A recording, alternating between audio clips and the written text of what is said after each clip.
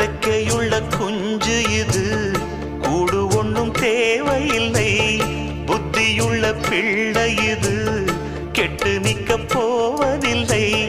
தாயொருத்தி இருந்தா ஒரு தந்தை உண்டு கேளம்மா. தந்தை ஒண்ணு இருந்தா பெத்த பாட்டி இன்றி போகுமா? தெருவோரம் கிடந்தும் அனாதை இல்லை. உறவென்னை வெறுத்தால் தினம் தருவேன் தொல்லை.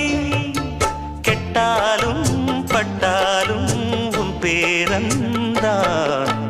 என்னடி ஞான பெண்ணே, உண்மை சொல்லடி ஞான பெண்ணே.